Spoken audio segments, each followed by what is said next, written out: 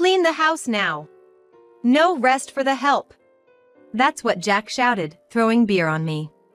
Caught off guard by the sudden action, I froze. I was drenched and the strong scent of beer filled my nostrils. Jack continued to hurl abusive words at me.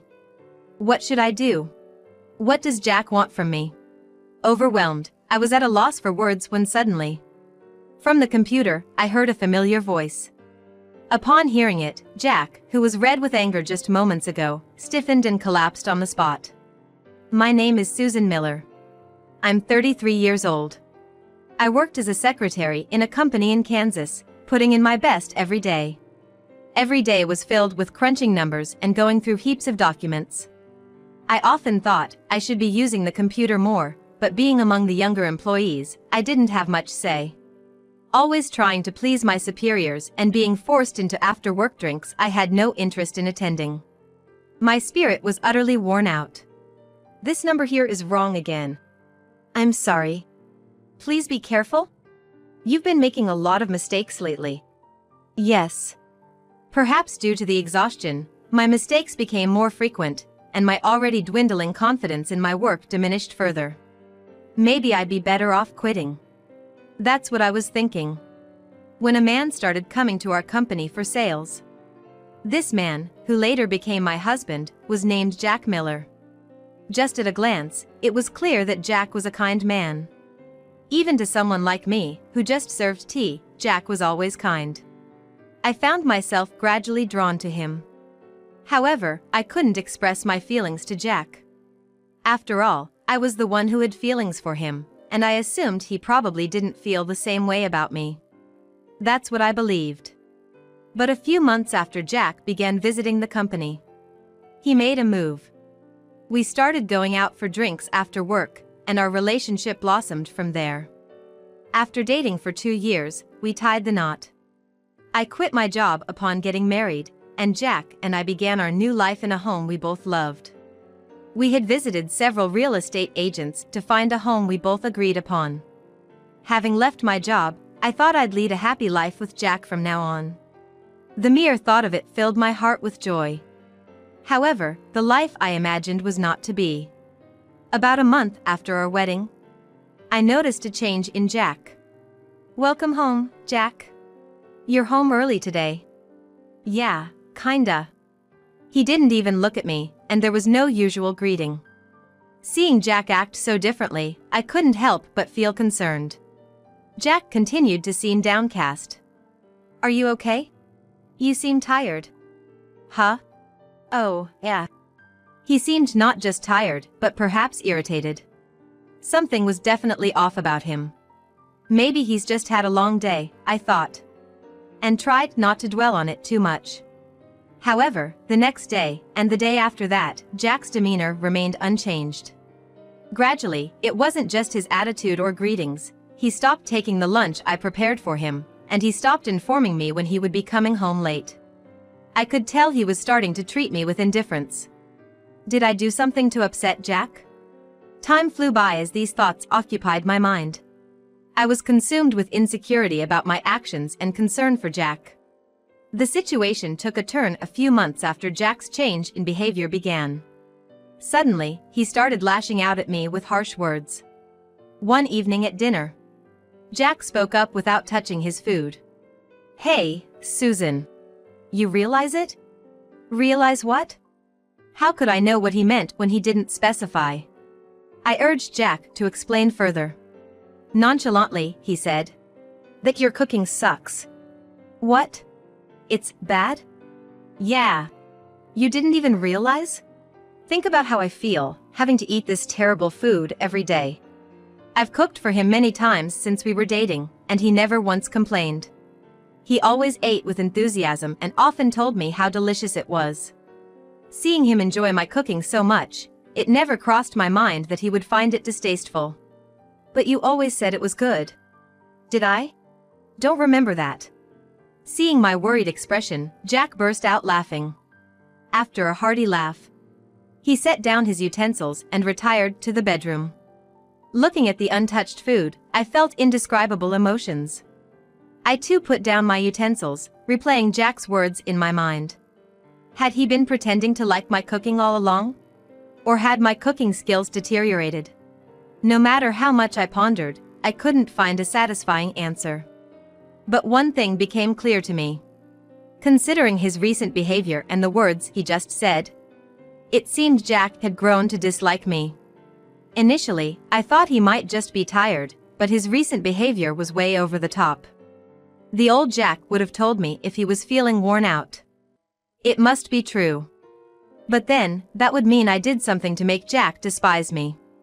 Yet, I couldn't think of anything. My doubts about Jack kept mounting. 2 more months passed. Jack's behavior deteriorated day by day, and the kind-hearted man I fell in love with was nowhere to be found. He hurled insults at me almost daily and made it very clear through his actions and noises that he was irritated. You know. Can't you even clean properly? What? Clean? Yeah. The bathroom, the toilet, none of them are clean. The living room is a mess too. I always want to keep the house clean, so I clean the bathroom and toilet almost every day. I even vacuum daily. What more does Jack want? I don't understand. Even as I was downtrodden, Jack continued to berate me. Of all the things he said, the one that hurt the most was, "Why did I even marry a woman like you?" Were all his previous expressions of love just lies? The moment that thought crossed my mind, I felt tears streaming down my cheeks. Ugh, why are you crying? Cut the fake tears. In the past, he would have comforted me, but now all he does is hurl insults. Laughing at me, Jack returned to our bedroom. Initially, we shared the bedroom. Now, I've been relegated to the couch. I had gotten used to sleeping in the living room. I was aware that Jack was taking me for granted and not valuing me. But I couldn't bring myself to consider divorce.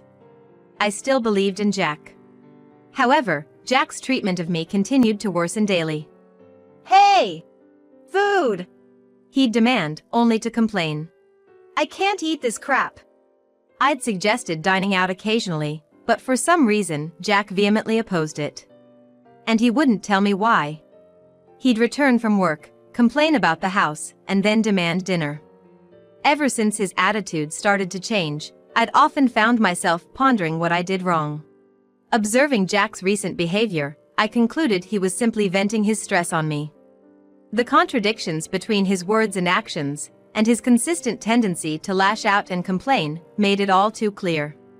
I get that Jack might be worn out from work. But hey, I'm human too. Endlessly being on the receiving end of criticism, I too am accumulating stress.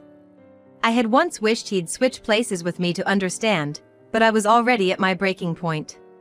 "Hey, Jack. Can you stop already?" I mustered up the courage to talk to him. "I don't know if it's because you're tired from work, but can you stop taking it out on me? I mean, I deal with your complaints every day and it's stressing me out too." Jack looked at me, aghast. "What are you talking about?" "That's exactly what I mean. Right when you come home, you just start with the complaints. I'm trying my best, you know?" Jack half laughed at my words. But as soon as I finished talking, his face turned beet red with anger. "You know, listening to you, who do you think you are?" "What?" "Just a housewife, and you can't even clean properly or cook decent meals. Why shouldn't I complain? You live so carefreely. That's what ticks me off." "Well, why don't you tell me what's wrong? If you do, I'll try to fix it." "No, I won't. I can see that even if I tell you, you won't change. You figure out what's wrong." Even when I asked what I could improve on, Jack just avoided the question. From this conversation alone, it was evident that Jack viewed me as nothing more than a stress relief outlet. Expressing my feelings to Jack only made our relationship deteriorate further. His verbal abuses became more severe, and his attitude even colder. Remembering our happier days, I'd often sigh. In the midst of this life, one day, I received an unexpected call. It was from my mother-in-law. We had a good relationship, but rarely spoke on the phone, so I quickly picked up. "Hello?" "Oh, Susan. How have you been?" Her voice was cheerful over the phone. After some small talk, she got to the main point. "Oh, handcrafting?" "Yes. I was thinking of picking up a new hobby and remembered you're into handcrafting. I was hoping you could teach me a few things." Actually, handcrafting was a hobby of mine. I'd buy materials and tools and spend my free time, especially when Jack wasn't around, crafting. I once mentioned it to my mother-in-law, but never thought she'd remember. "Oh, of course. I'd be happy to help." From that call, I began to talk with her frequently. Not just regular calls, but video calls. Initially, we only had voice calls, but as we wanted to show each other our work and explain materials in detail, we switched to video. Her house wasn't too far, but constantly visiting would be a hassle. So, when it was our designated crafting time, I'd go into my crafting room and we'd craft together while on call. My heart, which had been tormented by Jack's actions, felt somewhat purified during these chats with her. "By the way, how have things been with Jack recently? Everything okay?" Yes. That's good to hear." I never spoke to her about the issues with Jack. I didn't want to worry her, and more than anything, I wanted to forget about him during our time together.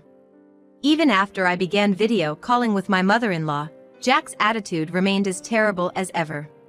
I was desperately trying to keep my mother-in-law from realizing just how awful Jack was being. But then, one day, something happened. It was a Saturday, a few weeks after I'd started the video calls with my mother-in-law. I was in the middle of a call with her, having finished my housework as usual, when suddenly the door swung open. Jack. Turning around, there he stood near the door, holding something, seemingly oblivious to the ongoing video call. He sneered, approaching me. "What are you doing, sneaking around in here? Where's the cleaning? The laundry? Why haven't you done them?" "I've already done them. You saw me, didn't you?" "What?" "I wasn't watching." Well, he had been glued to the TV in the living room, so that response was expected. "You're always watching TV, that's why." "What?" "Shut up." Growing even angrier at my words, Jack shouted. "Clean the house now! You're basically my maid! No rest for you!" And splashed the liquid he was holding onto me. I instantly recognized the smell. Beer. My clothes clung to me, sticky and smelling of alcohol. And there was Jack, laughing at me. The shock left me speechless. "Get to work now!" With that, he kicked over a stack of books nearby, his mocking laughter echoing throughout the room. I was paralyzed, watching the beer-soaked pages of the books. Then, from the computer came a familiar male voice. "Is that all you have to say?" Dad?" Yes. It was Jack's father. My father-in-law. "Jack. What on earth are you doing? I saw everything. How could you verbally abuse Susan and then drench her in beer? When did you become this monster?" "No, Dad, it's not what you think." Jack, who had been so aggressive moments before, was now clearly terrified. Despite his son's pleas, my father-in-law's fury didn't wane. "What do you mean, it's not what I think? It's obvious this wasn't the first time, right?" Well. "When did you start acting like this, Jack?" My father-in-law seemed deeply disappointed, and understandably so. Seeing his own son behave this way must have been shocking. Ignoring Jack's attempts to explain, my father-in-law turned to me with an offer. "Susan, do you want to come over to our place right now?" "Now?" "Yes. I don't feel comfortable leaving you there with him. If you're okay with it, I'll come get you right away." I was taken aback by his sudden invitation. But thinking it over, I couldn't predict what Jack might do next. "Is that okay with you?" "Absolutely. Wait for me. And Jack, if you do anything to her, you'll answer to me." With that, he ended the call. I quickly packed a bag and waited by the front door for my in-laws to arrive. Jack was pacing nervously, but he didn't harm me. A few minutes later, my in-laws showed up, and I headed to their home. The moment my father-in-law opened the door, I could see the fear in Jack's eyes. He was truly terrified of his own father. Jack, reflect on your actions tonight, alone. Understand? Dad, I'm sorry, What are you babbling about? Your apologies should be directed at Susan, not me. Just reflect on your behavior. Got it? With that, my father-in-law ushered me out of the house. I had changed my clothes, but I hadn't had the chance to shower. Wrapping a towel around me, he gently led me to his car. Minutes later, we arrived at my in-laws' house, where my mother-in-law was waiting. Susan, are you okay? Yes. Thank you. She hugged me gently and guided me to the bathroom. Take your time. Fresh clothes and towels are here for you. Thank you. Everything had happened so quickly, my mind was still reeling. After the shower, I changed into the clothes they'd provided and headed to the living room. Thank you for the shower. No worries. Both my father-in-law, with his stern face, and my concerned-looking mother-in-law were seated on the sofa. Urged by my mother-in-law, I sat down. Susan, can you tell us everything that's been going on? It wasn't the first time, was it? Well. Please, Susan. Lost for words, I fell silent. However, my in-laws patiently waited for me to speak. Minutes passed, and I recounted everything that had transpired since our marriage and why I hadn't confided in them earlier. They listened without interrupting until I finished. And then, things got like today. Why didn't you tell us sooner? I didn't want to worry you. I'm sorry. Well, I understand how you feel, but don't let someone like that get the best of them. Yes, I'm sorry. Although they were stern, I could feel they were genuinely concerned for me. There was another prolonged silence. Both of them seemed deep in thought, and the atmosphere wasn't one where words could easily flow. After a few minutes, my father-in-law finally broke the silence. Susan, do you still love Jack? To be honest, I think Jack will just repeat his behavior. Maybe you should consider a divorce. Beside him, my mother-in-law nodded in agreement. Divorcing Jack. I never imagined his parents would suggest it. True, it might be easier to divorce. But wouldn't he change after all this? My emotions were tangled because I had fallen for him, and even in this situation, I felt conflicted. However, they waited patiently for me to decide. After pondering for a few minutes, I reached my conclusion. I'll divorce him. That was my decision. Even though a small part of me still wanted to believe in Jack, when I really thought about it, he never listened to anything I said. If I went back without divorcing him, he'd probably continue treating me horribly. That's what I felt. My decision seemed to bring relief to both of them. After some discussion, we decided to propose the divorce the next day. Finally, I would be free from Jack. Even though I had hoped for his change until the very end, when the decision of divorce was settled, I felt at ease. The next day, I went to the house, accompanied by my in-laws. When we rang the doorbell, we heard footsteps immediately, and Jack opened the door. Susan. And Mom and Dad. Seeing his parents, Jack visibly looked disappointed.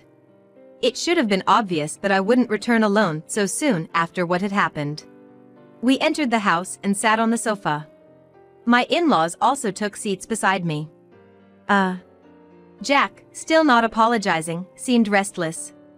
Watching him, I spoke up. Jack, I want a divorce. What? Divorce? I've thought it over. I don't have the confidence to continue with you. Over time, you'll forget what happened and repeat the same mistakes, won't you? That's not. You sure about that? You haven't even properly apologized. That itself shows you haven't truly reflected. I'm sorry. Jack, startled by my words, quickly apologized, but it was too late.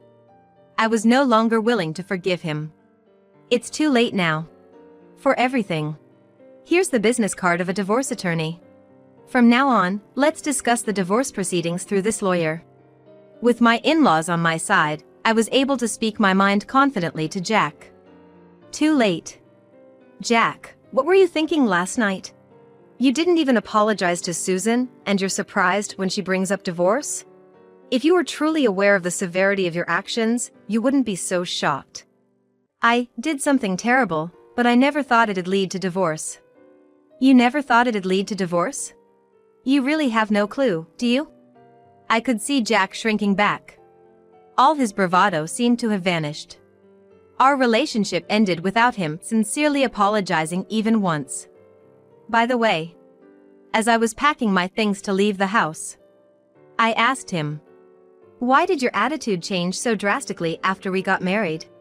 When we were dating, there was none of this." At my question, Jack hesitantly opened his mouth.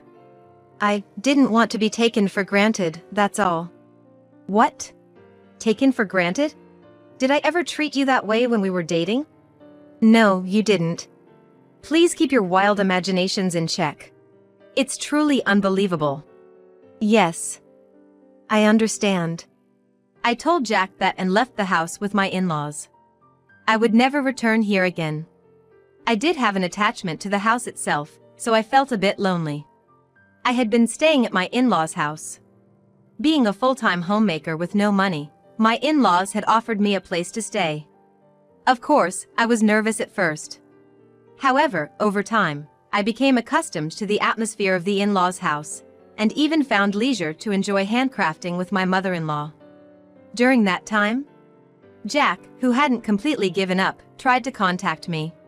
However, with my father-in-law intervening through my smartphone, telling him, "We're cutting ties with you," all communication ceased.